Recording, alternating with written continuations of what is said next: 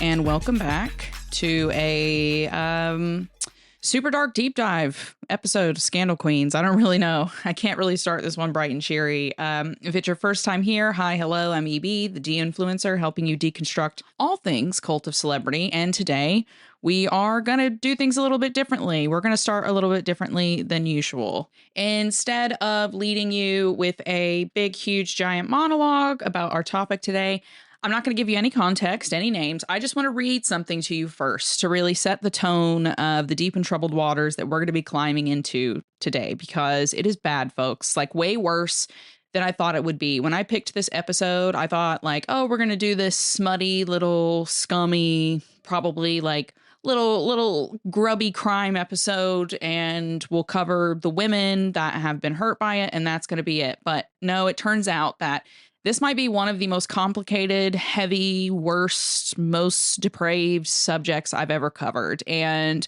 I think by reading this scene to you, it will really just kind of help you figure out what this is all going to be about. So here we go. Let me just read this to you.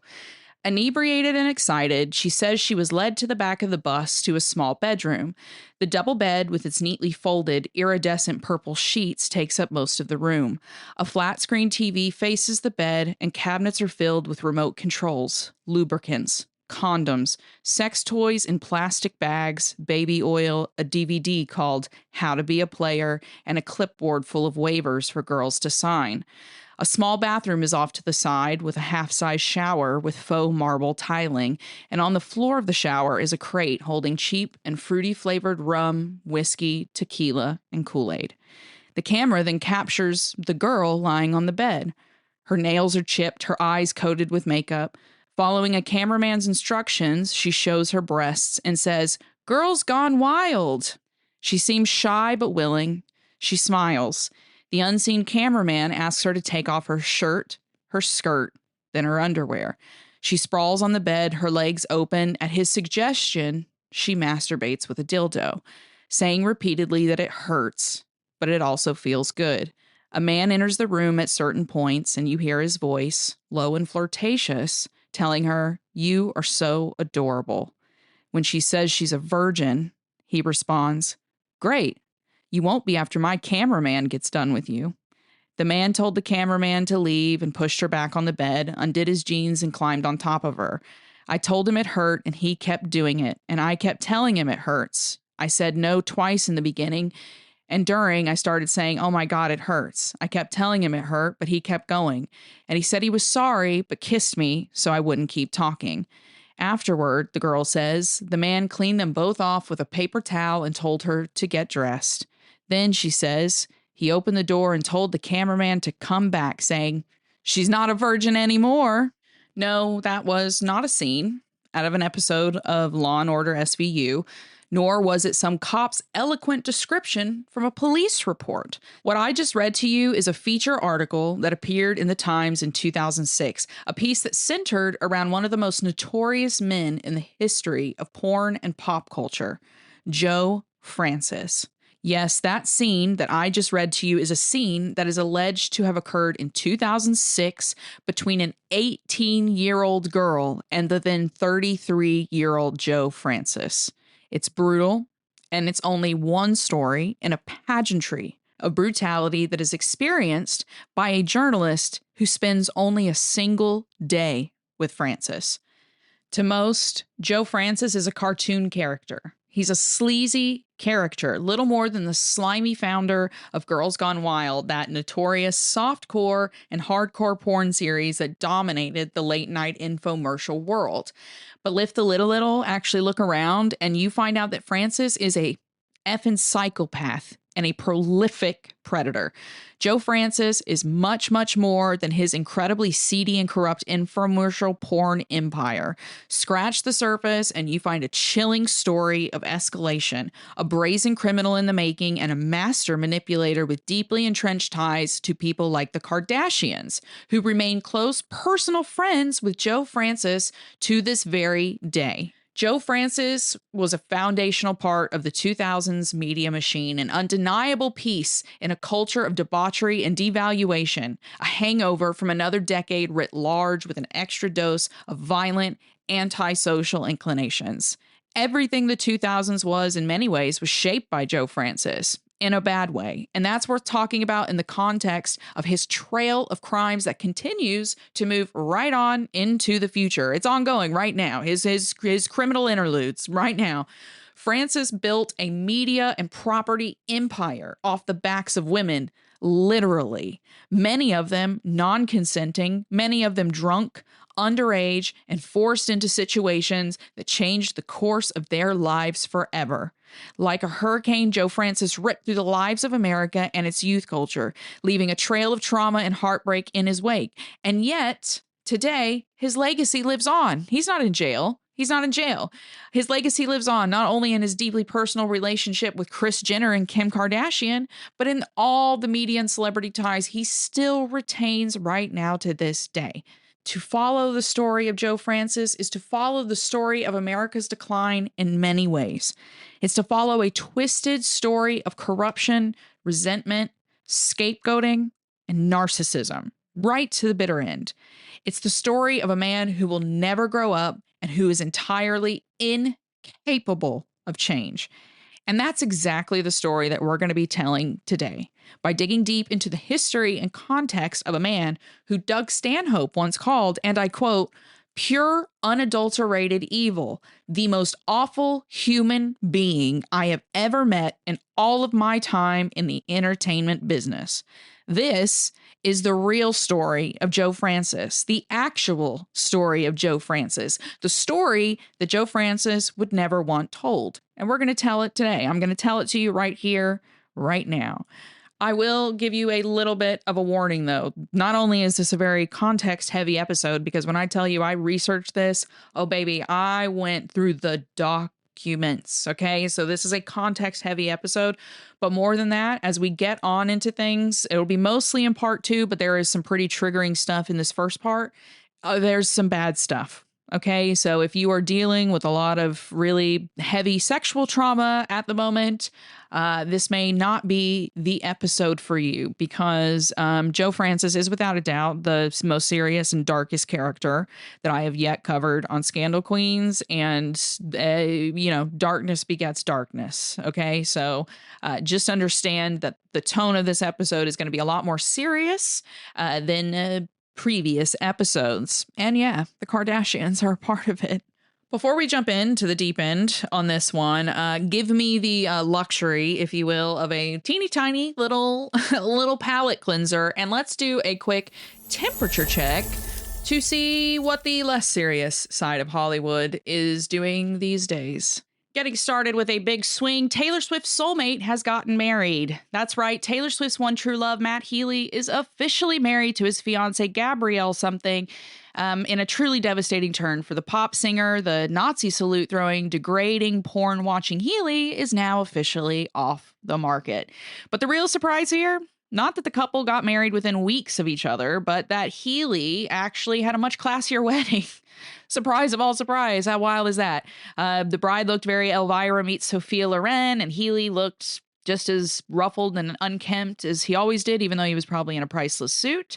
And the two got married at one of Madonna's former estates, which ironically, the whole thing looked like the kind of like garden palace rich people extravaganza that Taylor Swift said she was creating, that everyone that went is now complaining about.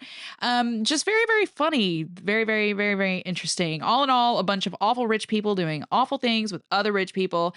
But it's hilarious to me that the man that Taylor once called her soulmate had a better wedding only weeks after hers. And his looks like it probably is real.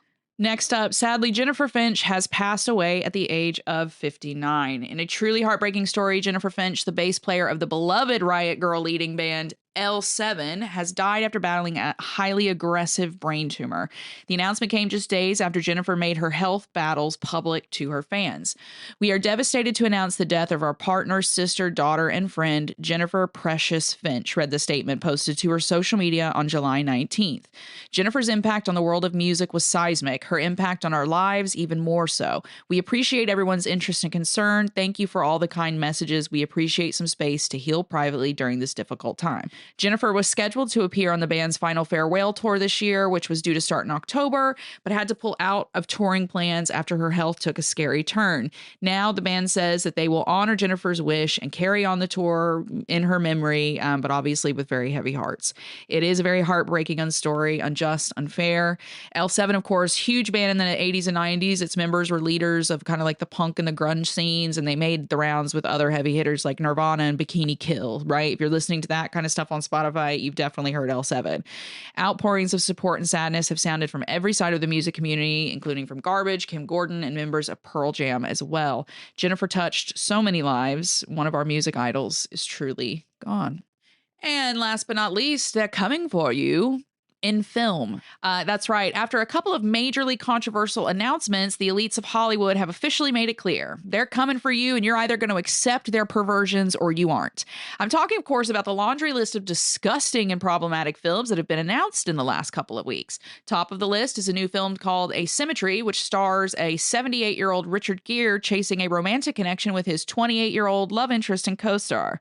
Yes, you heard that correctly. Coming to a theater near you later this year, or maybe next. The heartwarming tale of an almost 80-year-old man chasing a not even 30-year-old woman and trying to coerce her into being his lover. Isn't that just nice? Do I really need to go on about how awful and problematic this one is, or what kind of relationships they're trying to normalize and promote on a mass public scale? And if that disgusting romp of a movie nightmare isn't enough, we also just got the news that the rape romanticization novel Haunting Adeline is going to be adapted into a major motion picture. Yeah, that's right. That's right. A book about a woman falling in love with her rapist and redeeming his violent rape of her through her love for him is being made into a major motion picture that will be aimed at teens and young adults, the same market that the book is marketed to. Isn't that just great? A book about rape, about a violent, sadistic rape that's marketed as a romance. The book is listed as a romance novel. And they're going to show this to your daughters in a few months. By the time you hear this, they're getting ready. They're getting ready a marketing plan to show a movie about falling in love with your rapist and turning him into a good person through your love. They're going to show this to your kids in the next couple of months. Frame it as a romantic story.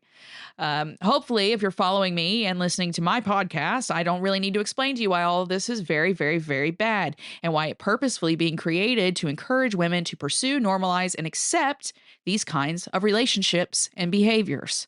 It's a horror show. It's a horror show. And I really need you guys to go and read into things like MK Ultra and Project Chaos and Project Monarch and Project Artichoke and Project Operation Paperclip and all of these things, because they are trying to literally condition you into really bad stuff. They're trying to normalize and condition you to do, accept, promote really bad things. So, awful. Do not go and see these movies. As a matter of fact, please throw a huge fit about them. Get online, yell about them, tag the people who are making these films, tag this disgusting writer who wrote this rape book. And because this is unacceptable. It's unacceptable. Neither one of these projects ever needs to see the light of day. They don't have to. We can stop this because what the fuck are we actually doing? All right. Well, that is the end of the road as far as anything happy or lighthearted is concerned, because now we're going to set out onto the long, dark road of a man who once proudly told a reporter in 2022, "You can't rape your partner." Yes, I'm talking about Joe Francis, one of the most truly dangerous and psychopathic individuals I've ever covered on this show. And I will warn you again, pretty much from the beginning, it's going to be triggering, because when you're talking about Joe Francis, you're talking about someone who, at least from the age of 10, expressed a simmering and targeted resentment toward women and the wider world at large. And that's not an assumption that I'm making out of nowhere. I know you guys are like, who the hell are you to make such? That's like a bold statement to make. These are statements. I'm saying this because of statements that are personally made by Joe Francis himself. Statements that come not only from his own website, which is one of the major sources that I'll be using today, but an array of interviews, documentary appearances, and documents that I'll be referencing throughout this episode. And again, I warn you, it's dark, okay? It's all dark. Joe Francis's story is one that is marked by trauma, violence, and a seeming unwillingness to compromise in any shape or form. in a bad way. The stories he tells on meetjoefrancis.com smack like the early ramblings of a serial killer, and you'll see why shortly. I use terms like psychopathy the deeper we get into this web of tales. Joe Francis was almost made to be a sinister man. Every life event from birth right up to his leap into the American entertainment industry and pornography industry seems almost tailor-made to forge not only a man who's corrupt, but a man entirely without empathy or basic human emotion. And that is who Joe Francis is. That's who he was seemingly made to be, and that's who we're going to uncover today. When it comes to understanding someone, I think it's always important to go right back to the start, right? Like right back to the root. And no, I'm not going to take you on back to the early 1900s on some big historical jaunt. I'm just talking about Joe Francis's beginning. I think it's an important place to look. When I decided to do this episode, I knew I wanted to dig deep, right? Because we all know the superficial stories about Joe Francis. We know the headlines that have been in the media. But what I quickly found out is that this is without a doubt one of the most troubled and troubling people in recent pop culture history. Like, how did he get this way? It was the same question I always came back to. Was the monster born or was he made? You get some interesting answers to those questions when you peel back all the lies that Joe Francis tells and get to the root of the people that brought him into this world. The Joe Francis story really, in many ways, starts with his parents, Raymond and Maria Francis. These were the people who created a monster. So who were they? How did they shape Joe Francis's life? Well, as it turns out, the story of Joe Francis's parents, it's as murky and filled with lies as Joe's own life story that he likes to reiterate differently in every interview. Each layer you peel back is mixed with some lie, omission, missing detail, or outright exaggeration. The Francis family seemed to be a family of ghosts stacked over a bounty of tall tales. Despite his claims that Joe grew up struggling for money, Joe Francis was actually born into the arms of an extensively wealthy and privileged family, to a father who, at first glance, seems to be a really straightforward and respectable member of society. As Joe tells the story, Raymond Francis, his father, was a successful advertiser and direct-to-TV marketer who launched an array of products, some more successful than the rest. In the 70s, Raymond Francis, allegedly, became involved with a brand of potato chips called Daddy Crisp Potato Chips, which featured the ultra cheesy tagline of, "Were those potato crisps named after you, or were you named after them, Daddy?" The adverts are truly cringeworthy and feature a bizarre scene with this Beatles-like musician chomping on potato chips with a young blonde girl who rubs all over him while desperately begging for his attention. Let's listen to one of Raymond Francis's Daddy Crisp potato chip adverts here, which I managed to scrounge up in the old interwebs.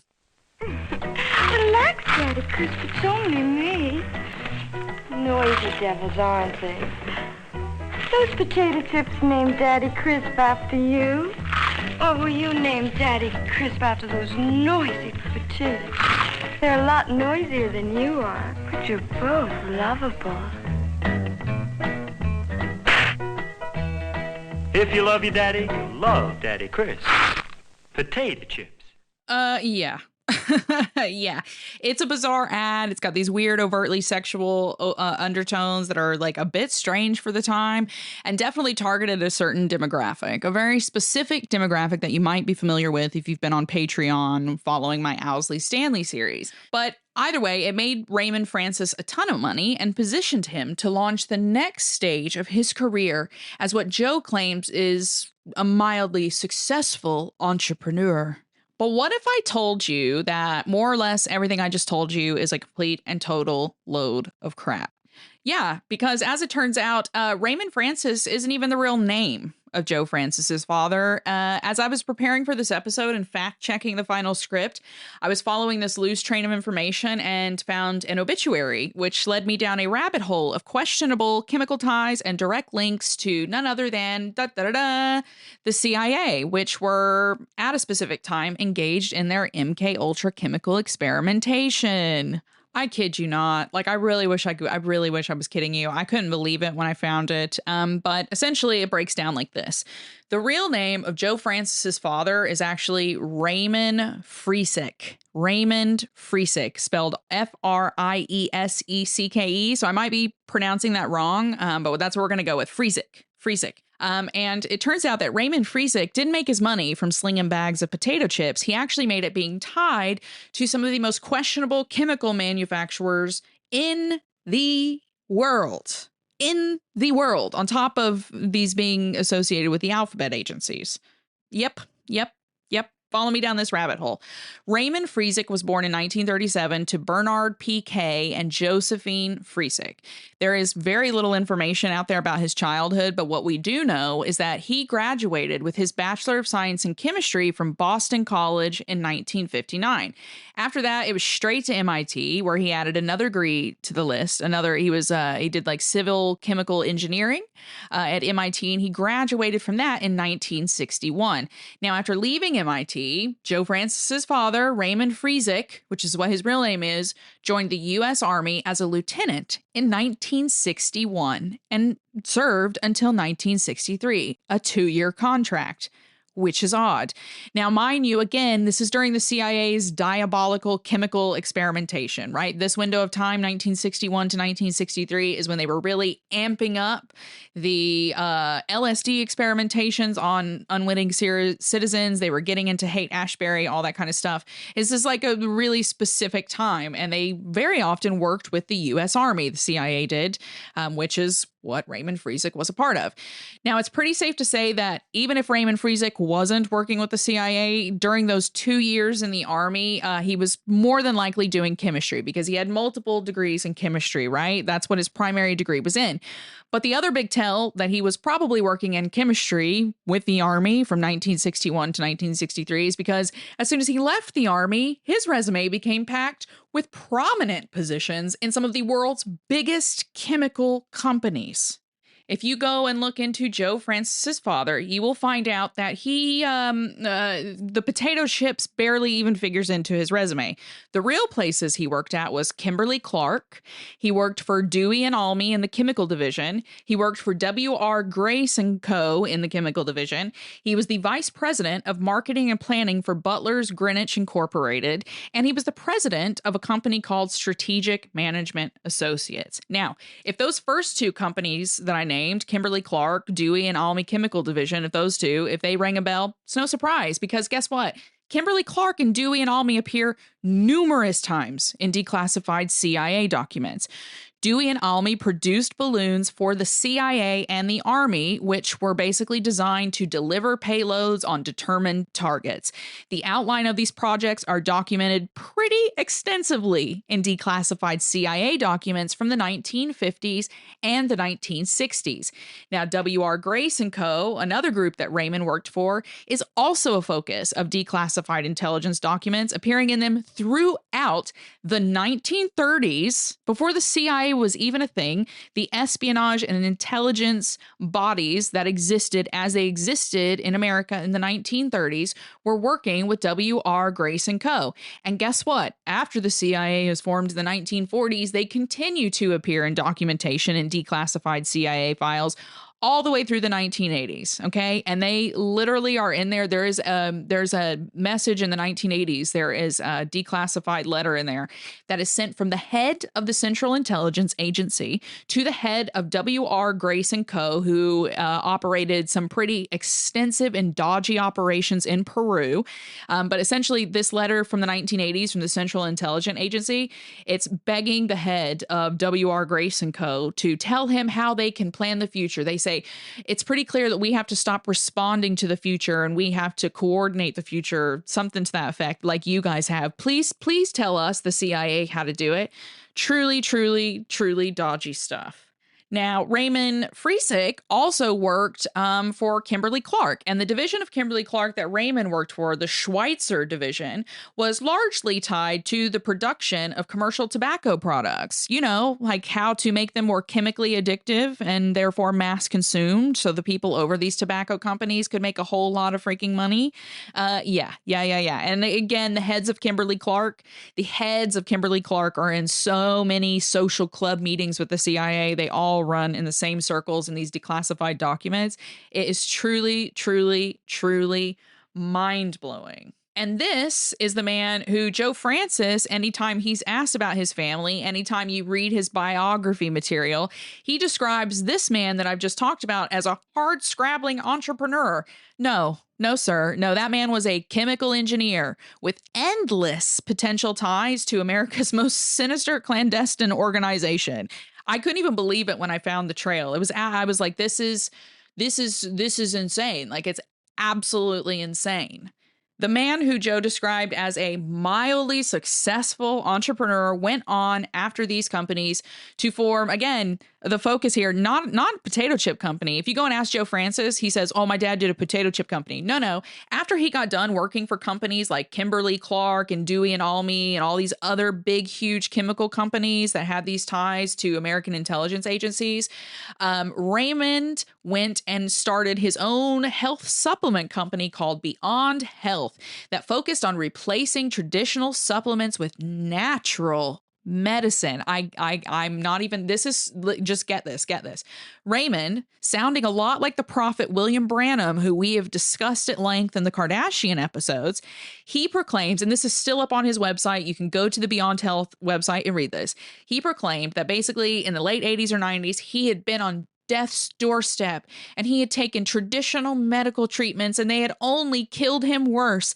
And then using his magical, mystical chemistry knowledge, Raymond claimed that he cured himself by using high doses of vitamin C. Yeah, one of those that if you're familiar with the whole right-wing pipeline, this is part of it.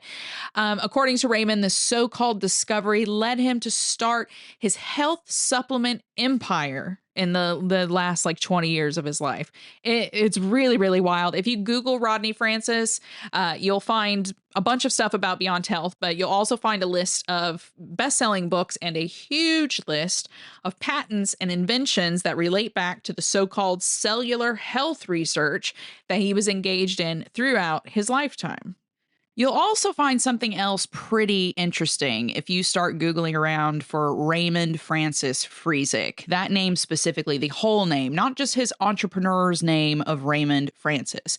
And what you find is that Raymond Francis Friesick actually sat on innumerable Republican committees, like a lot of them, including the Republican Committee of Cambridge, Massachusetts, the Cambridge Republican City Committee, and the Marin Republican Council, as well as the Navy League of Marin County.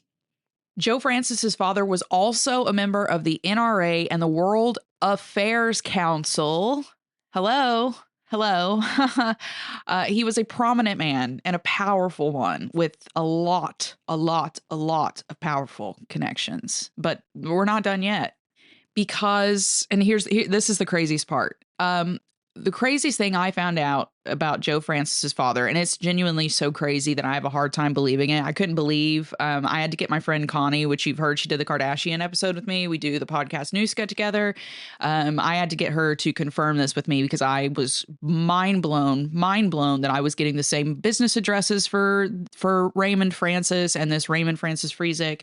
They had the same death date. They had the same obituaries, right? And I was like, this is really crazy. Can you please verify what I'm about to say, that it's true and that these are the same people? And we did. We verified it. But here it is. Raymond Francis Friesick is named in declassified JFK assassination documents. I kid you not.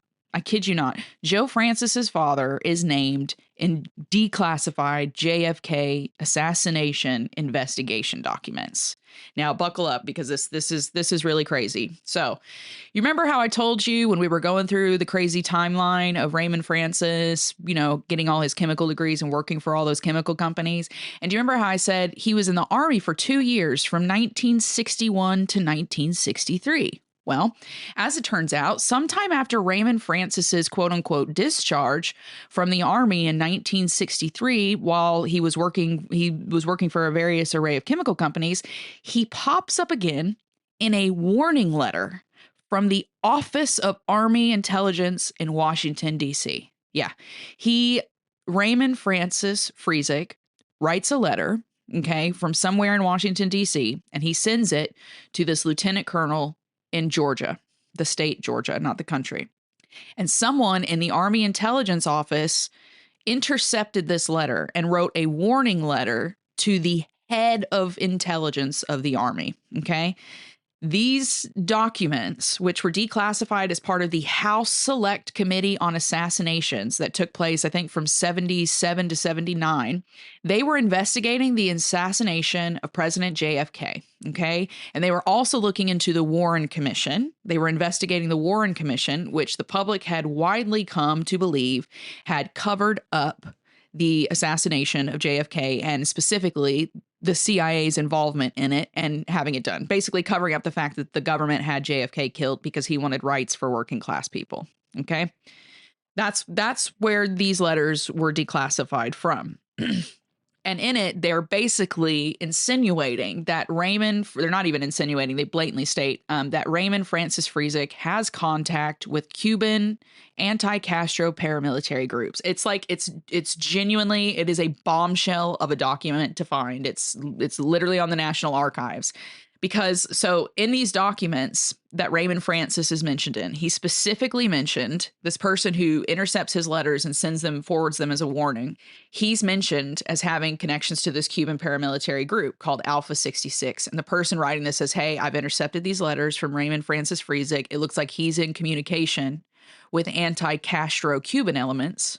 And it looks like he has access to secret government documents, like top secret classified government documents. You need to keep an eye on this. And that's a really, really big deal, okay? Specifically the mention of the Alpha 66 ties, because that group is a paramilitary group of Cubans who were funded by the CIA and given land to train on in the Florida Everglades. And they were like this really crazy, unpredictable group. They had all these charismatic leaders. The early ones were like really genuinely wanted freedom. The last ones were just like these violent, untrustworthy renegades. And the CIA just kept pumping money into them. And they were just like this wild dog that couldn't be controlled. And eventually the CIA just like cut ties with them, but they still gave them tons and tons of money, right? This is a group who has widely been questioned as potentially having involvement with the killing of JFK or the organization of it, and potentially having ties to the CIA and their running of guns to Cuba during this time. Now, again, these documents, which were released in 1977, quote these letters from Raymond Francis to, I believe it's Lieutenant Colonel John Connolly, and they were originally sent in 1964, the year after JFK's death, okay? And that is quite significant, especially the fact that he's writing these letters in 1964, the year after the president's death, when the investigations into his assassination are ongoing. And he's writing saying the CIA are scheduling another coup for the election times, and this Alpha 66 group is about to move now.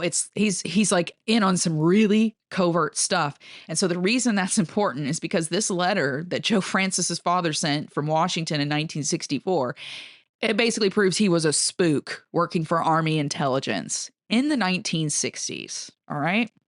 Now, I won't need, hopefully, to remind most of you that in the 1960s, the Army was also engaging in MK Ultra-like experimentation that very often took place in conjunction with or alongside the human experimentation that was going on with the CIA for that specific MK Ultra project, okay? It is knowing that this guy had all these chemical degrees from these prestigious institutions, and now we have a letter from him, a declassified letter inside these documents showing that he's working for intelligence in the 60s as a chemist with ties to all these chemical companies. It's a revelation, man. That's just what it is. Joe Francis's father was allegedly working with government intelligence agencies during one of the most twisted, illegal, and harmful chapters in the history of these organizations. And it could mean that Raymond Francis was tied to all kinds of things, okay? Because remember, he's a chemist. So does that mean he's working with Jolyon West, who was heading up the LSD program and doing horrible, unspeakable things to people in Haight-Ashbury? Did he have any knowledge of the experimentation that was going on with Charles Manson? Because there was all these guys knew that Charles Manson was a part of all these drug research programs. So was he a part of that? I mean, he might have had a hand in all of it for all we know. His name could be in any of these research documents tied to these people that they still have not released to us. And it certainly looks like he may have had something to do with the cover up of JFK's assassination, certainly in like the Warren Commission and the years that followed. Long story short, Raymond Francis Friesick was a far more complicated and successfully entrenched man than Joe Francis has ever led anyone to believe. Joe Francis's father was also a member of the NRA and the World Affairs Council. He was a prominent man and a powerful man with a lot of powerful connections behind him. He wasn't just some daddy crisp potato chip potato slinger, but Joe Francis never talks about any of this stuff. Any of it. He never talks about any of it. Long story short, Raymond Francis Friesick was a far more complicated and successfully entrenched man than Joe Francis has ever led anyone to believe, ever. Raymond Francis Friesick was more respected for his lifelong ties to chemical research and political circles than his entrepreneurial credits, which, let's be honest, those also netted him millions, maybe even billions of dollars over his lifetime. If you think it's going to be smoother sailing from here, you are absolutely wrong, because Raymond's wife, the mother of Joe Francis, is even more of a mystery than her son or her husband. For while Raymond, we'll just call him Raymond Francis, while Raymond Francis lived his life as a successful businessman with a fake name, his wife is much harder to pin down. There are only literally like two or three concrete things we know about Joe Francis's mother. Maria Francis was born Maria C. Arlt in Austria, Germany. The timeline on her arrival in America and her family roots have intentionally been kept murky. It's hard to even confirm a birth date for this woman. As the story goes, in every Joe Francis interview that he's given about this, his mother Maria was a good-looking woman that his father spotted on the beach one day in Long Island, New York. His father, who I just described to you, his connections. Raymond Francis, according to his son, made the first move, and the rest was history. That's pretty much where Joe leaves it. I looked, and any other descriptions of his mother, it's basically just like she was a good homemaker who looked after her kids, and there's nothing else. There's like a couple of pictures of him with her as a baby, nothing else. I, of course, after finding out everything that I just found out about Joe Francis's father, wasn't ready to buy any other story off of Joe Francis that easily. So I decided to do some digging, and digging I did. Being an old hand with the immigration records on Ancestry and a longtime member, I don't do the blood tests, just I like to do the history, the ancestry, the genealogy stuff. I decided to have a look around, and I came up really disappointed when I couldn't find anything, which is weird. I literally thought to myself, that's odd. That's really odd, because usually, especially when Joe Francis's mother would have been coming over here, which would have been sometime between the 1930s to the 1960s. It wouldn't even been the 1930s. It would have been the 1940s to the 1960s. There would have been some kind of record. If not of her family. But I couldn't find anything, right? I couldn't find anything, especially nothing in the 1960s, which was weird. But Maria C. Arlt was a hard pen to find in the haystack. And so I was like, right, okay, I'm going to have to widen the net. So I widened the net, and I started looking around more broadly at the Austrian immigrants who came into America in the kind of time frame that she must have come in if she was having kids at the end of the 60s, okay? Now, before we get into this, I do have to put a disclaimer here. None of what I'm about to share with you is like 100% smoking gun, concrete, confirmed, okay? I have a lot of reasons. I have a lot of research. I have a lot of evidence, and I'm going to share all of that with you, everything I've discovered, and it has led me to the following beliefs, okay? But there is no concrete smoking gun, as there never is with these people, right? Just like with his father, Joe Francis's father worked with all these companies that worked with the CIA, but I don't have a pay slip from the CIA, right? I don't have his name on a paper. I just have time frames when he happened to be working in the same place. Well, there's some similar things with Joe Francis's mother, okay? So I'm going to explain those. I'm going to explain two main theories of where I think Joe Francis's mother probably came from. Okay. And you know, if you want more, even deeper than what I'm about to give you, go to Patreon and it'll all be explained there. But it is wild. It is wild. Okay. So buckle up. So, being unable to find any clear information on Joe Francis' mother, even like a confirmed birth date, which is weird, right? Because she's this extraordinarily wealthy woman. They sold their house for $25 million a few years ago, and it was a house they bought in the 90s, the 80s or the 90s. She was an extraordinarily wealthy woman. She was married to this extraordinarily wealthy man who was a man of society. He was on all these society boards. Like, this was a woman of society, and it's very weird that you can't find her anywhere. She just seems to be nowhere. So I got suspicious and I started just like focusing on the Arlt family specifically, because that was her maiden name, Maria C. Arlt. So I was like, I'm going to find connections to that. So I widened the net. And the first thing I found was Charles Francis Arlt. And I just, heads up, this first theory, I think this is the most likely one.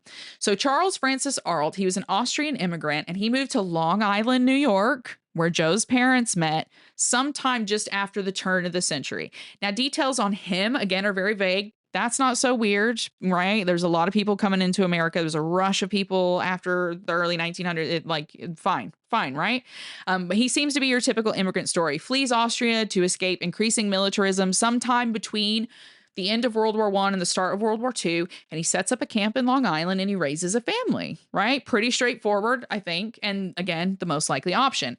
Now, through this Charles Francis Arlt, I found a well-known family of artists, also with the last name of Arlt, who are well-established and well-respected in Woodstock, New York. They've got close ties to the historical community there. Cool, fine, interesting. Nothing suspicious about that. That makes sense. Immigrant comes, kids get educated, they become artists. Fine. Great. But what was interesting was when you start digging into the sons of Charles Francis Arlt specifically, okay? And this is when I started looking at the sons of this man, I went, I'm pretty sure that this is where Joe's mother Maria came from. So, Charles Francis Arlt comes from Austria, he comes to America, he brings with him two sons, okay? The first son, Edward Charles Arlt, bears a striking resemblance to Joe Francis. Like, when I saw the picture of him in one of the genealogy websites, I actually gasped because I went, that has to be either Joe Francis's grandfather or like a great uncle or like a grand uncle, like something like that, right? Has to be. You can see that on Patreon if you want to see that on Patreon. But it is the other son, which I think maybe, if we're kind of following the line that the father came from, right? If we follow where Joe's dad potentially came from in the intelligence community, this second son, Rodney Arlt, becomes very, very interesting because Sergeant Rodney Arlt served in the 881st Signal Corps of the Army during World War II. Now, if this is the family of Joe Francis's mother, Maria, this particular relationship with this sergeant is very, very, very important because, as it turns out, the unit that Sergeant Rodney Arlt served in World War II, they served and assisted the OSS. Yes, the OSS. For those who don't know, that is the very first version of America's secret government. That's the first version of the CIA. Like all the espionage, secret identities, missions, sabotage, all that stuff. In World War II, that was the OSS. So I start to dig around. I'm thinking, oh my God, are you kidding me? This guy was working potentially with the OSS. I found out that Rodney Arlt's unit, the 881st Signal Corps of the Army, were stationed in the China, Burma, India, or CBI theater during World War II. And more than that, they had offered cryptography, aviation, and depot assistance to OSS agents who were on endless covert espionage missions in China, Burma, and India. What does that mean? I know some of you are like, oh my, the ones who are not like having their minds blown right now, they're like, what does that even mean? Members of the Signal Corps in the CBI during World War II were responsible for supplying secret agents from America with things like the SSTR-1, which was a suitcase transmitter. It was a radio that they would walk around with. It just looked like a suitcase, but they could transmit and receive through it and record spy stuff, spycraft, right? Absolute spycraft. They also supplied the cryptography equipment for covert communications and even trained the OSS officers in ciphers. It was a support branch for the intelligence agencies, and Rodney Arlt, who just so happens to have a brother who looks almost like an identical twin to Joe Francis, he was right in the middle of all this. And here's another really interesting development. On December 12th, 1945, this Sergeant Rodney Arlt, who again, I'm pretty sure that this is like Joe Francis's great uncle or something like that, he was awarded the Soldier's Medal. And if you go and look up this award, it's very vague. It's incredibly vague, the description of it in the register. And it only states that Arlt had been given the award for, and I quote, performing an act of heroism not involving conflict with an enemy of the United States. It is an odd context when you consider that who his unit was, the fact that they worked in support operations with the OSS, and also the whole history of Joe Francis's father and these chemical organizations that he worked for that also had these ties to the intelligence agency. And if you think this part of the story is not that important, I just want you to remember the OSS had several major operations in the CBI during World War II. It included Detachment 402, whose job was to conduct espionage and psychological warfare on Chinese people. And then they also had Detachment 404, which was focused on acts of sabotage in Burma, Thailand, and Malaya. Soldiers like Sergeant Rodney Arlt, who was a technician 5th degree, who performed admirably in these theaters during World War II, were often the first people offered positions in America's growing intelligence communities back home in the United States, which was already gearing up by 1945 for its Cold War with Russia. And when they did so, their family records suddenly became very difficult to trace with any accuracy. Like Owsley Stanley, who we know for a fact served in the military, his dad served in the military, his granddad served in the military. You can't find military records for any of them. Isn't that interesting? The only thing you can get is we can neither confirm nor deny from the CIA. It's an interesting connection. And again, this is just the first theory of Joe Francis's mother and the family that I believe she is tied to. I think I found some pretty convincing proof, which again, you can go and see on Patreon. But no, there's just like with everything with this, I don't have a smoking gun of a pay slip with names and dates on it. But if you see the picture of this Sergeant Rodney Arlt, if you see his brother, Charles, I gasped. I'll put it up on Patreon if you want to go over there and have a look at it. But I genuinely think that this is probably the most likely option, right? A family who flees the European continent just before the war, and then one of their clever sons joins the military and makes good in a new branch, right? Of this like growing branch. It's not even a conspiracy theory. That's not even a conspiracy theory. That's just like what I think is probably pretty likely, and it makes sense. But then there is a second potential possibility when it comes to Maria C. Arlt, the mother of Joe Francis. And it's a much more far-fetched one. I just want to say that I'm almost just putting this one in there for fun. This is something that I just ended up falling into the lap of while I was searching for Maria C. Arlt and her Austrian family. But it would explain a lot about Joe Francis if this second theory about his mother's family is true. So, if Maria C. Arlt, the mother of Joe Francis, was not part of this first Austrian family, the Charles Arlt, that immigrated to America before World War II, right? The ones who became well-to-do artists and members of the American military, then there is a very, very, very far-fetched, but nonetheless troubling possibility, considering the context of links that we have discussed, that she could be a part of a much more troubling family legacy that came to the shores of America after World War II. If that's when she came, we don't know, right? We can't find any confirmed time for when Joe Francis's mother actually came to America.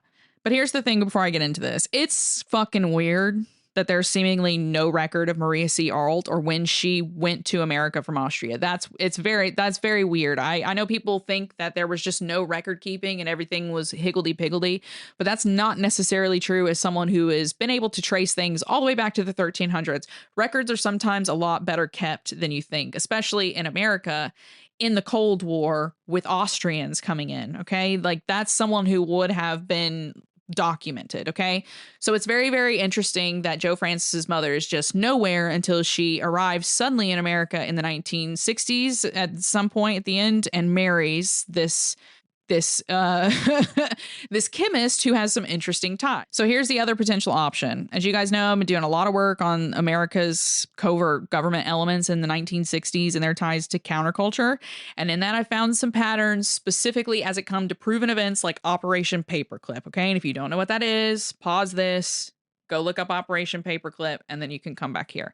So I kind of have this context in mind when I started going, it's weird that I can't find the Arlt family. Let's look around in declassified files and see what we can find of Maria. So I started doing that. And while I didn't find a smoking gun, I did find a Nazi doctor named Dr. Fritz Arlt. And Dr. Fritz Arlt was notorious. He was notorious. He was the second of, he was like Himmler's second. He was like Himmler's like right-hand man.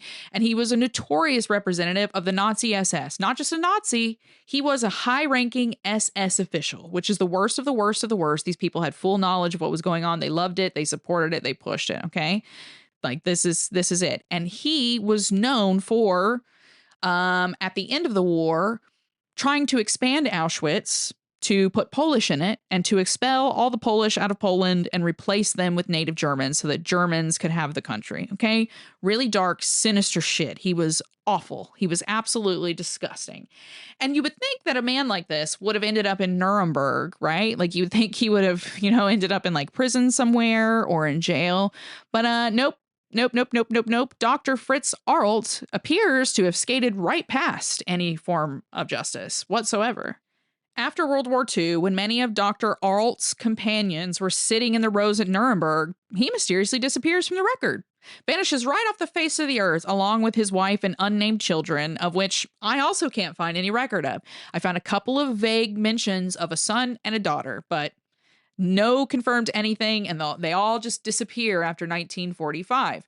Now, one might think that Dr. Fritz Arlt did what many other Nazi leaders did, change his name and the name of his family and start new somewhere else. But I don't think that that's what's happened. Actually, I know for a fact that that's not what happened. Because after a mysterious disappearance of 10 years, Dr. Fritz Arlt suddenly, popped up again with no mention of his family as a member of the science and youth boards in Germany. Yeah, really prestigious, high-ranking government jobs. Just 10 years after he helped to orchestrate and execute what was going on in Auschwitz.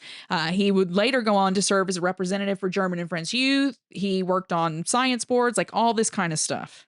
Digging into the history of Dr. Fritz Arlt, I found some pretty compelling evidence in declassified documents that he might have been one of the Nazi scientists and bureaucrats who was protected by the U.S. government in Operation Paperclip.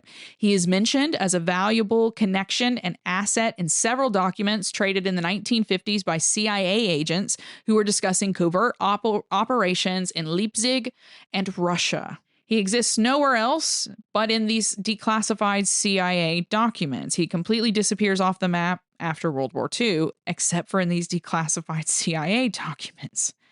So whether Dr. Fritz Arlt was a member of Operation Paperclip or not, it's incredibly odd that a high-ranking Nazi official like him and his family scattered to the wind after World War II, only to resurface in the mid-50s and 60s as prominent member of a prominent organizations, multiple different organizations.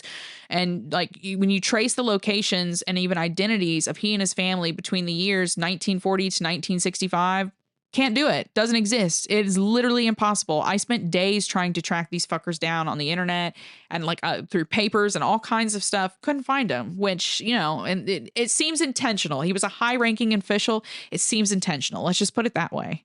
And I know how it all sounds. There's no way Joe Francis could be related to that line of Arlts. Well, I thought that way too, until again, I started digging into the CIA documents and just found gaping holes in the military and immigration records.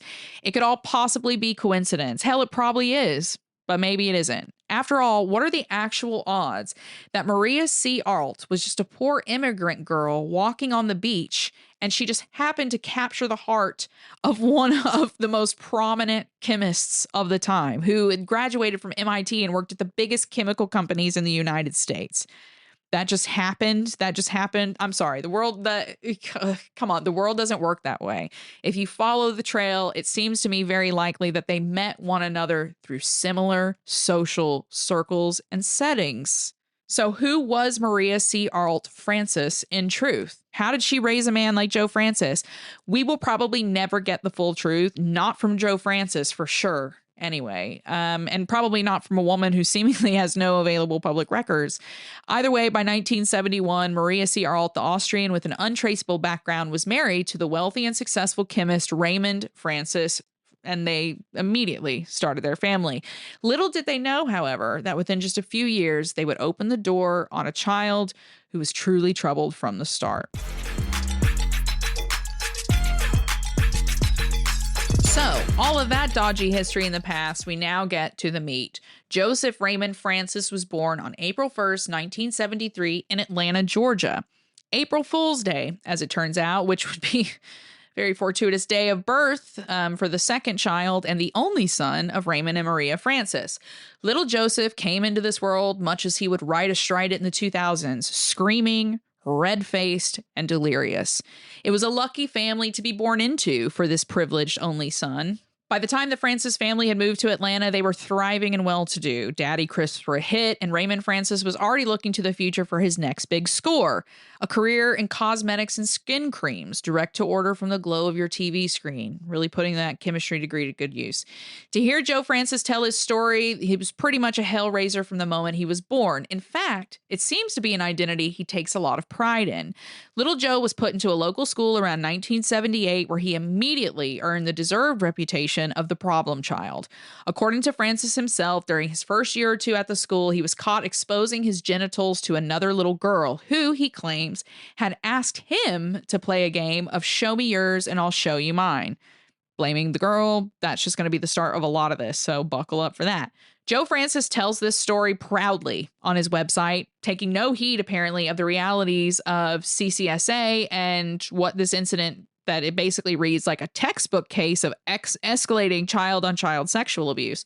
Once he was properly scolded for trading a peek at genitals with the little girl, Francis, apparently, again, allegedly, according to him, as we know, he lies about everything, he turned his focus on one of his teachers. Now, I actually found this interlude to be pretty disturbing. Let's see if you find it pretty disturbing, but essentially the way Joe Francis tells this story, which again, you got to take it with a grain of salt, but even the fact that he tells it this way, I think indicates a lot about his psychology.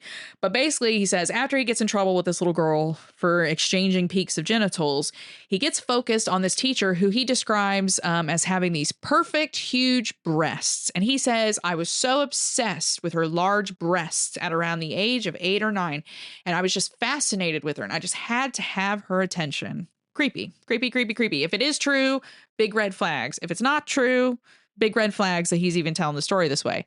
So Joe, according to him, he was obsessed with his teacher and her boobs, and he wanted her attention. So what he decided to do was to find the biggest pin that he could find to put it in her chair so that she would sit on it and hurt herself. And he describes the thrill that he felt seeing the needle sink into her backside and watching her scream and get upset by it. Alarming. I don't really know how else to describe that, but alarming. A little boy who is already figuring out that he likes the thrill of inflicting harm on women who he has growing sexual feelings for, right? It reads like something out. This is why I said at the beginning, it reads like a serial killer biography. This reads like something out of a Bundy biography, honestly. While Joe Francis tells the story of his childhood antics with an air of frivolity, it's clear that he was an escalating problem for his family, okay? The school lodged complaint after complaint after complaint, but before he could get kicked out, his family, which again, his dad's a bigwig, so this makes sense, his family decided to move. In 1980, when Joe was just 7 years old, his father, Raymond, decided it was finally time to set his chemical career on the sidelines and head for the bright lights of the West Coast. California was where the Francis family was headed next, and it was there that Joe Francis would discover who and what he was. But again, that's the story anyway. The Francis family, which this time consisted of Babette, the older sister, Joe, and then a baby sister, Caroline, who was a year and a half younger, they settled into the upscale and pocket-lined community of Newport Beach, California. Yes, yep, yeah, that one. For those in the know, if you know, you know, that Newport Beach. And why not? Raymond Francis was a successful potato chip man, according to Joe Francis, with multiple other successful business ventures in the pipes. Where else would an ambitious man of society set his sights in the early 80s? The Francis family apparently settled into one of the upscale neighborhoods around Our Lady, Queen of Angels Catholic Church, which offered a private and comprehensive education for the most discerning of Newport's conservative and faith-oriented Catholic citizens. And here's what I found interesting about this. Joe Francis, to this day, every time he gets asked about his family and does interviews about his family, he basically, like, when he tells the story of his success and even his childhood, he makes it sound like it was this rough scrabble bootstrap story. Like, he makes all these claims that his dad was always looking for money, and his dad was always worried about bills, and his dad was always struggling about money. And then when he's asked about the start of Girls Gone Wild, he says, I had to take out $50K in credit card debt just to do it all on my own. But all you have to do is look at this chapter of Joe's life when he was 7 years old in Newport Beach to know that all of that about his family not having money is absolute horseshit, because Newport Beach is an incredibly affluent area, and his parents were incredibly affluent people. They were like, there's no hard knock slums in the suburbs around that Catholic church that Joe Francis went to. Go and do a street view like I did. Go look around, and you can even go and look back at the house prices in the catchment area around that school in the 80s, like I did. There were houses that went for millions of dollars.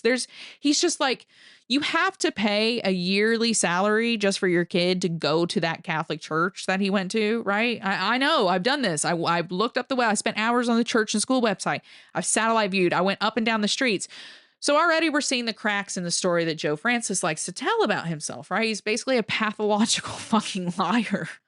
Francis said his family's choice to put him in private Catholic school was to provide him with a religious sense of order and decency. According to Francis himself, he rebelled against it immediately rejected it. If you go and read his completely absurd, egotistical, chock full of lies biography on his meetjoefrancis.com, he basically says, like, he wouldn't sit still, he wouldn't behave, and it just didn't matter what they did. It didn't matter what kind of an intervention the school tried to put him through, the church, his parents. He just, like, didn't care. Punishment was not a fear for Joe Francis, even at a young age. He actually, as you'll see in a second, one of the stories I'm going to tell, he relished in it. He loved being told what he wasn't allowed to do, and not like in a cool John Locke way, but like in a serial killer way. Whatever the Francis parents hoped their son was going to learn at Catholic school, it did not take. So in 1983, Maria welcomed the birth of the fourth and final Francis Friska child, another girl named Christina, who was 10 years younger than her older brother, Joe. You would think that would make for a celebratory year for the family, but instead, it seems to be when Joe officially went off the rails in his pattern of escalating behavioral problems. That same year, 1983, Joe Francis was expelled from Our Lady, Queen of Angels. In some interviews, he claims it was because he questioned everything about the nuns' religion and told them to prove it. But on Joe's own website, he hints at something far more graphic that he has agreed not to talk about. He does one of those things where he's like, one day I'll share the full details, but it's so bad, man. I just can't tell you about it because I'm so bad. He probably didn't do anything, but who knows, right? He was already doing genital show and tells at a very young age. Who knows? Whatever it was, by the time Joe Francis was 10 years old, he was out of Our Lady, Queen of Angels, and started what he called a pattern of rotating boarding schools.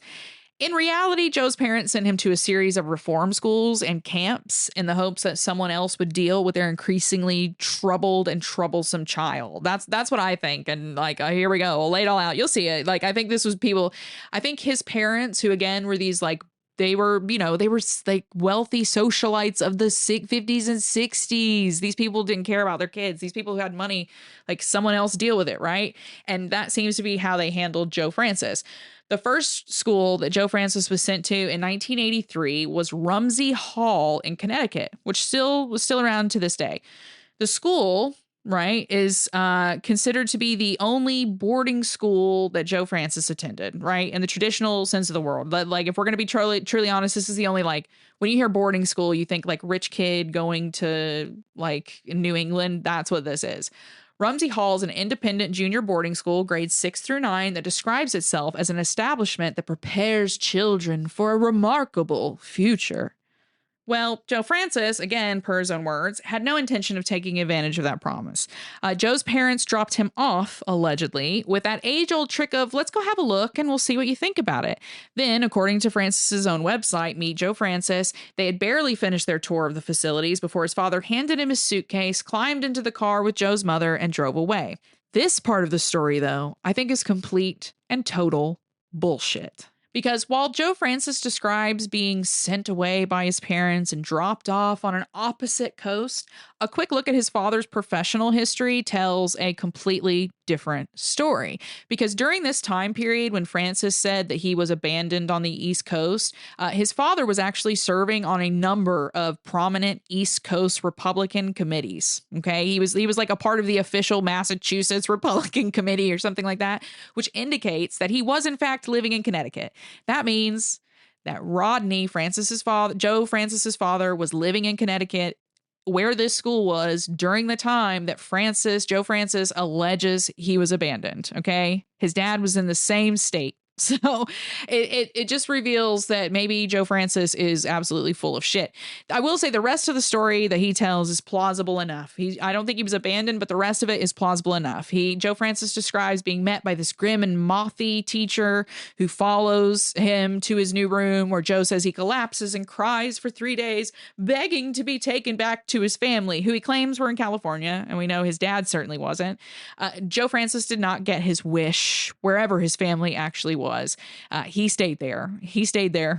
They kept him there. He stayed at Rumsey Hall. Francis was immediately cycled into the rigorous curriculum of Rumsey Hall, and he hated every freaking second of it. Joe rebelled against every rule that was given to him, and he admits it proudly again and again and again and again and again and again and again on his website till you're sick of hearing about it.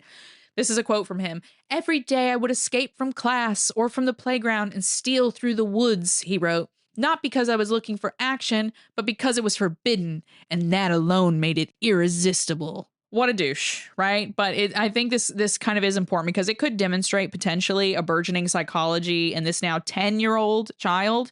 This kind of like desire to chase thrills to an ever increasing point of danger and exhilaration. It's kind of, and he's edging towards puberty, right? So that kind of fits if you fall into the belief like I do that we're seeing a psychopath in the making.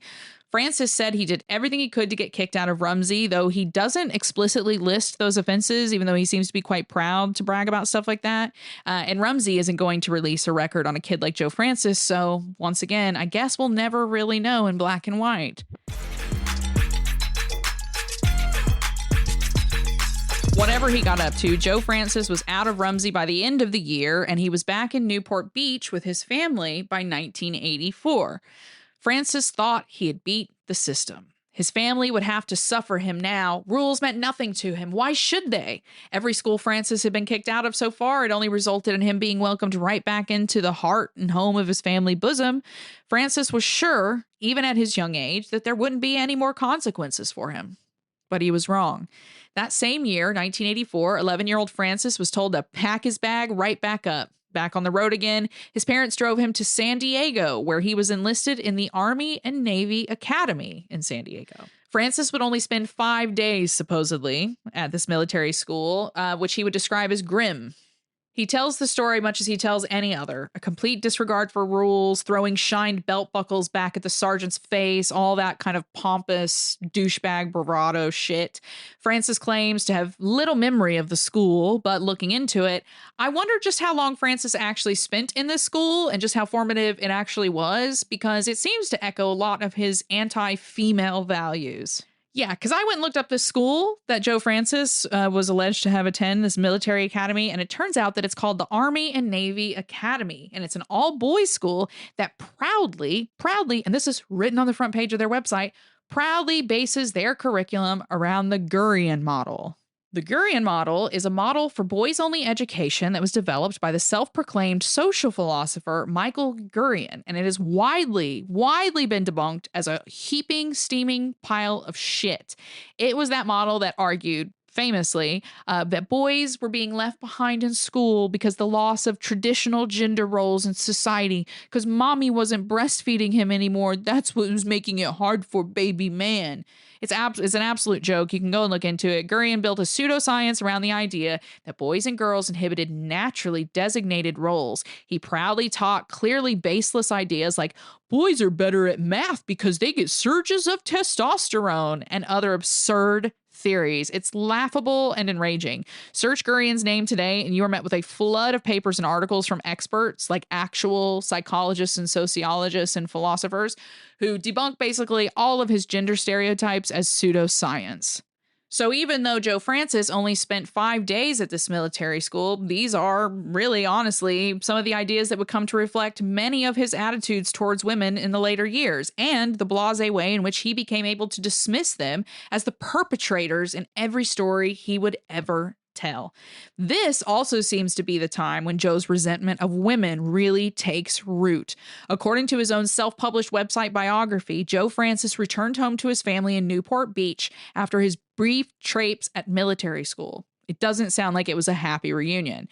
Without describing any specific event, Francis launches into a tirade about his 3 sisters. The resentment is obvious. You could cut it with a knife. According to him, all 3 sisters are super special and loved, and they get to remain at home, including Babette, who is 2 years older than him. And all 3, according to Francis, are preferred by their parents over him. This, Joe Francis claims, is when a system of blame begins that follows him through the whole of his life. This is a quote that he literally says in this. They would get away with so much shit that it astonished me, Francis writes. Joe did it was their boilerplate alibi, and my parents fell for it every time. Francis goes on to paint himself as the valiant underdog during this time, so fed up with not being heard by his parents that he puts his hands up and just accepts the blame that his sisters place on him without so much as a fight. It's an interesting story, and judging by because spoiler alert, this man's a fucking narcissist. I wonder what stories we would hear if we could talk to Joe Francis's sisters. I wonder if we were like, hey, you remember when Joe came back from military school? Was he a totally perfect little angel that you just blamed everything on?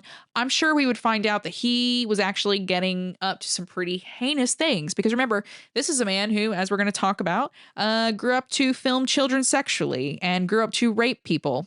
Right? So I'm sure his sisters didn't have a fun time growing up with him. Whatever Francis was actually up to, he was certainly doing something that warranted a reaction from his parents, because no sooner had he set his suitcase down, again, that he was off to his next school, and this one was going to be the worst of the lot. Now, the story here, shock surprise, gets even murkier, okay? And it's really disturbing by any normal, reasonable standards, okay? It's still 1984 by this point, if you're keeping track of the timeline, and Joe Francis is about 11 or 12 years old.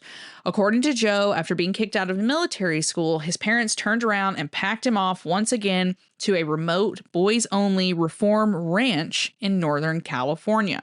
This experience, I think, if it's true, is probably one of the most formative in Joe Francis's life. And in all of the research I've done on this man and his family, it seems to be the one and only time that he that Joe Francis ever experiences or expresses a sense of fear. And it's not hard to see why.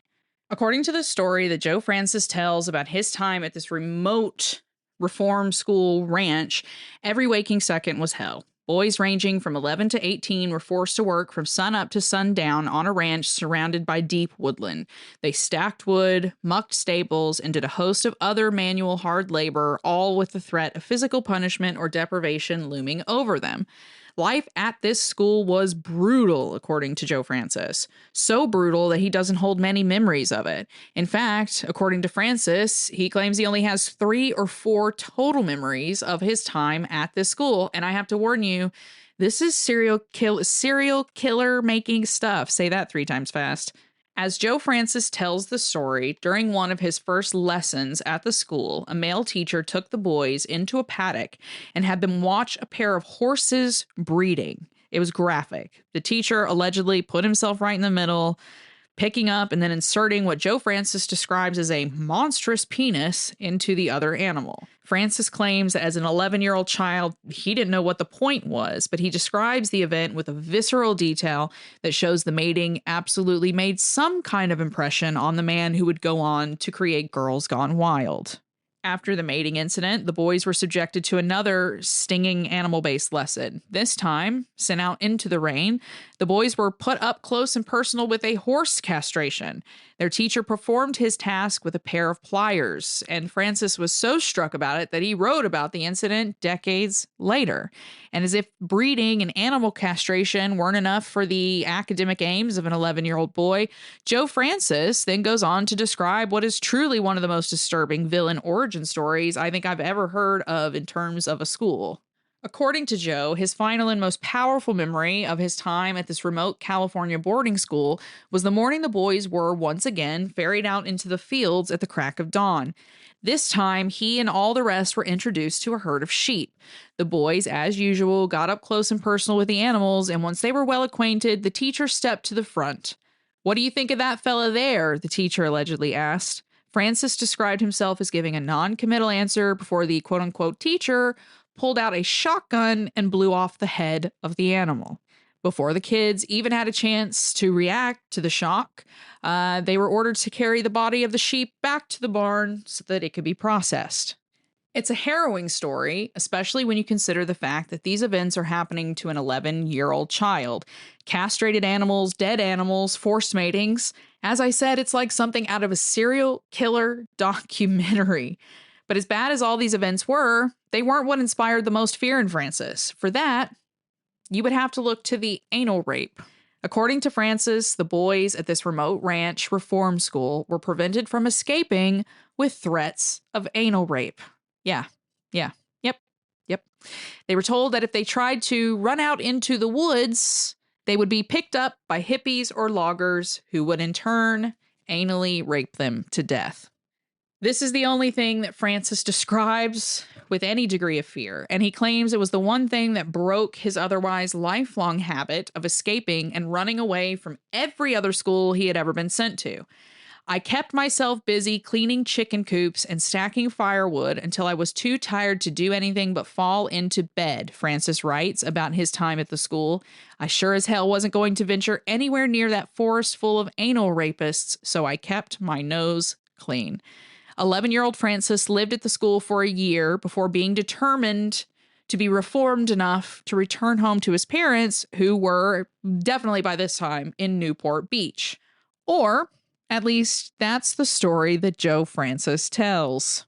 Would you be totally shocked by this point if I told you that everything I had just outlined about this school, about the horses and the sheep and the anal rapists in the woods, was not as Joe Francis told it?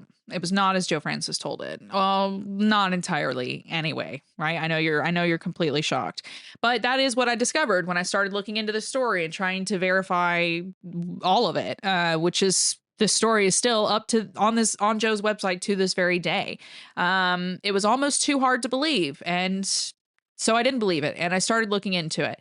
And so, according to Francis, this tall tale of a reform school yarn happened in 1984, as I said, at a school that he refers to as Pine Valley Ranch School. So, had a name, right? Seems pretty straightforward. If he went to this school in the 80s, there will be some kind of record of Pine Valley Ranch School somewhere in some document in the 80s, right? I looked everywhere for the school, including business records from the 80s in California. I looked in other surrounding states.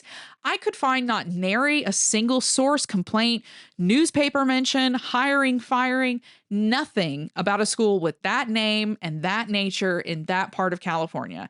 And I'm telling you, I spent hours trying to find this school. I tried every spelling. I tried everything you could, like ranch, reform, anything, and couldn't find it. But what I did find, interesting enough, was a series of private evangelical schools and ranches with very similar curriculums to what Joe Francis described. So what am I saying? I'm saying that I don't think Joe Francis went to someplace called Pine Valley School. I think it's very possible that he went to another very well-known group. And top on that suspected list of where Joe Francis was sent when he just couldn't behave is the Teen Challenge schools.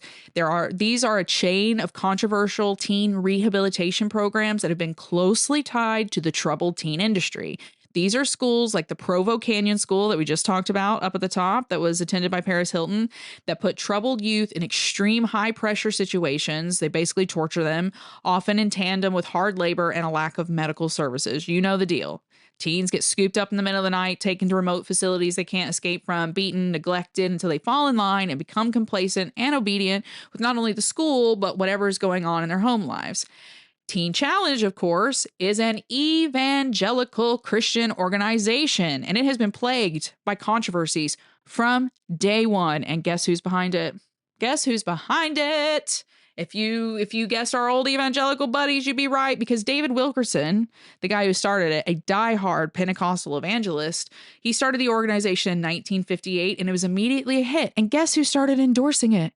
Billy Graham and all those other big non-denominational heavy-hitting TV televangelists of the time. Billy Graham, of course, is tied to the Kardashians and the Shakarians through the Full Gospel Businessmen's Fellowship International, and he also has distant family ties to Lou Taylor, and he advised a whole bunch of presidents. Former residents of these Teen Challenge programs describe basically more or less the type of environments that Joe Francis described at this ranch school. They describe prison-like climates, extreme isolation, lack of appropriate medical care, food, and psychological and physical abuse. Because the Teen Challenge organization is a Christian and private organization, it's completely exempt from state medical and mental health licensing, which makes it a breeding ground for neglect, pseudoscience, and torture.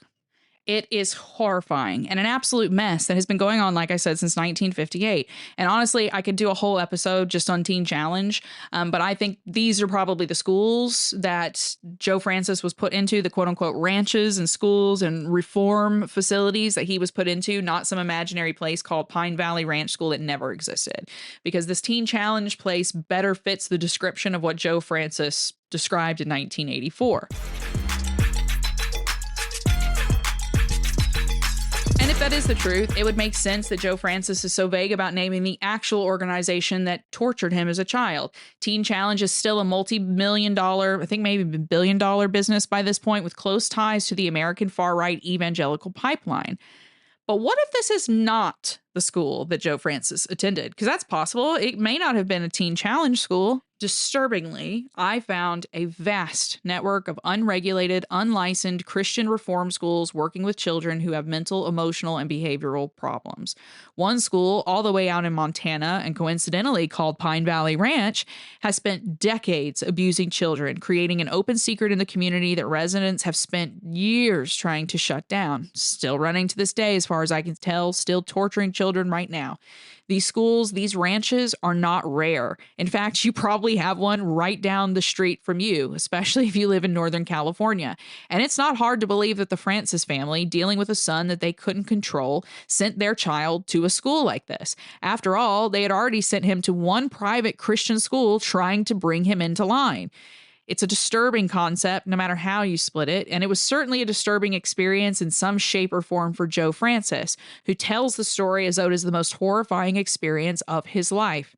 If anything that he said is true, it probably was the most horrifying experience of his life, and I tend to think not every detail is true, but something sinister happened to him as that 11-year-old kid sent away to whatever this school was. For myself, that's it. I think it's a little bit of column A, a little bit of column B. Even if the name of the school that Joe Francis gave is not true, the rest could be. And why? Because a school like that is the perfect environment to shape the person that Joe Francis would eventually become. Wherever Joe Francis went to school in 1984, he was back with his family by 1985 and setting out on a new straight and narrow path, according to him, which seems to be a massive achievement. According to Joe, and yes, we have to take everything with a grain of salt, he was put back into normal junior high school where he got on with things even though he hated it. Now, there's no name that I could find given for the junior high school that Joe Francis went to. He never gives the name. Couldn't find one anywhere online. Even these stupid like Google AI couldn't find anything. The only notable part of this story here is that Joe saw fit to share about his time in junior high was that sometime around 1985, he got his first job. Now, I don't know what business in an upscale, ritzy, multimillionaire community in 1985 was employing a 12-year-old, but Francis claimed that he worked throughout junior high at a place called Gelato Classico. He got paid little more than $3 an hour, but claimed that that earning gave him a sense of freedom he allegedly hadn't ever felt before, despite all those escapes he bragged about in his earlier years. What I think particularly matters, especially as we start looking towards the next episode when we're going to get into his adult years, his relationships with women, his relationships with the Kardashian, Girls Gone Wild, some of the really dodgy Epstein-linked people at E that he worked with.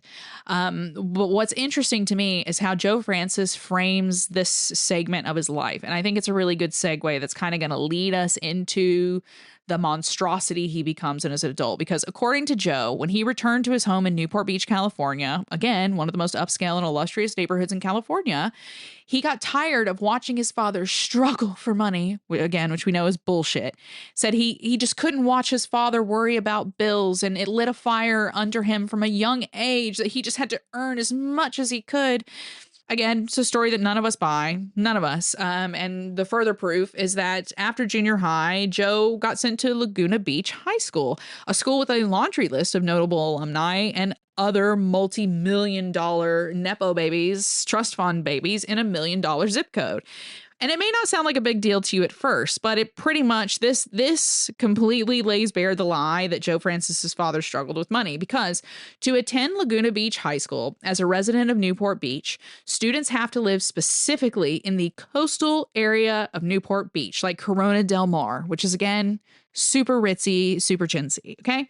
Even in the 80s, homes here regularly sold for millions of dollars, which mean in the 80s, his parents were buying $1 million homes. And the area was highly sought after by celebrities and all the social elite of Southern California. Long story short, Joe Francis was a rich boy, and he continued to be a rich boy after returning home from his horrible reform school experiences and setting off into what he describes as a thankless slog toward college. If the Pine Valley Ranch School was supposed to reform Joe's behavior at home, it did, but it did nothing to improve his views on women. Joe Francis described his time at Laguna Beach High School like the ultimate unavenged nerd. Awkward and cursed with braces, he goes on and on about how the girls just didn't give him the time of day. Girls just wouldn't look at him.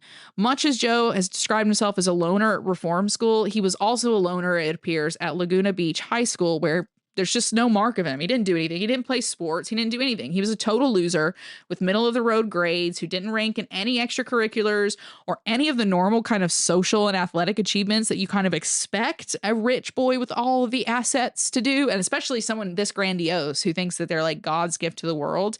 He did nothing. He was basically nondescript. No one cared. That's it.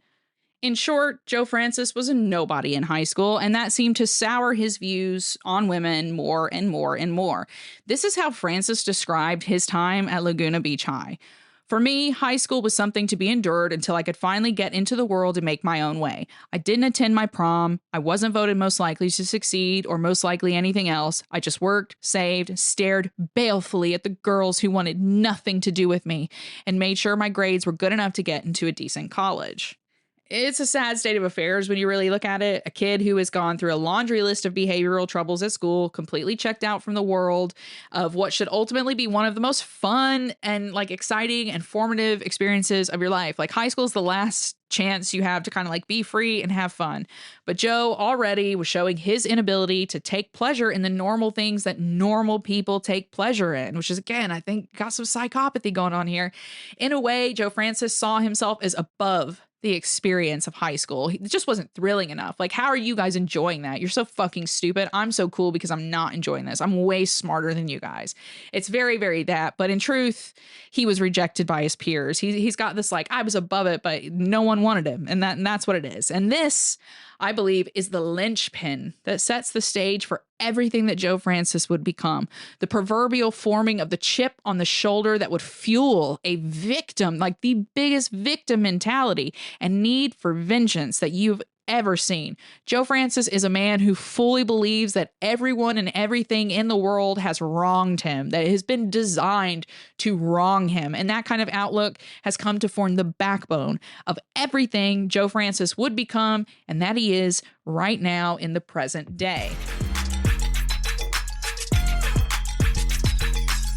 It is this teenager, the one who didn't go to prom, who spent years in and out of reform schools and boarding schools, that would go on to build a media porn empire on the exploitation of women. It's this same teenager who described himself as the loneliest kid at the quote-unquote Pine Valley Ranch School, who would go on to leave a wake of traumatized and abused women behind him. And, perhaps most importantly of all, it is this teenager who would grow up to give birth to, of all things, the modern day Kardashian empire. I kid you not. You don't get the Kardashians without Joe Francis. And that's exactly where we will be picking up part 2 of this horrifying look into the life and history of Girls Gone Wild founder Joe Francis, a truly evil and terrifying man. And that's going to be it. That is it for today's episode. Woo!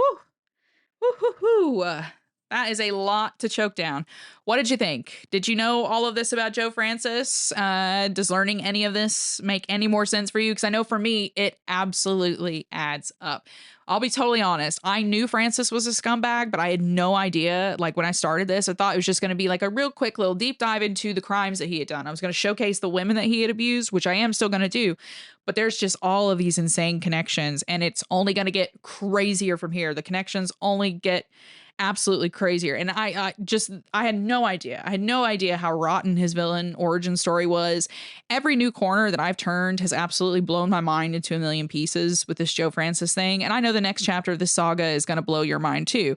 Because next time, like I said, we're going to be getting into a world of trigger warnings. If you thought the like castrations and forced matings and all that kind of stuff was bad, we're going to be moving on to talking about Joe Francis in college, how he got his big break, his decades-long relationship with the Kardashians, rape allegations, fraud, assault, child pornography, and some of the twisted connections Joe Francis has had through the years with the executives at E! And the notorious Jive Records. What did I say? Yeah, that Jive Records. Yeah. The record label that notoriously protected R. Kelly throughout decades of abuse and a secret marriage to a child. Yeah. All of that can be connected. You can connect it right down the path to Joe Francis. And we're going to break it all down in the next episode because what do I always say? Yes, it is truly worse than you think. Thank you so much to everyone who has listened today. I hope it was truly, it's given you something to think about, given you something to learn, and most of all, I hope you enjoyed it. If you want to go even deeper into the story of the Kardashians, or the rest of Hollywood's most twisted secrets and scandals, head over to patreon.com/scandalqueens, where you can get bonus episodes of this podcast, early episodes, essays, research, deep dives into the darkest side of the Hollywood machine.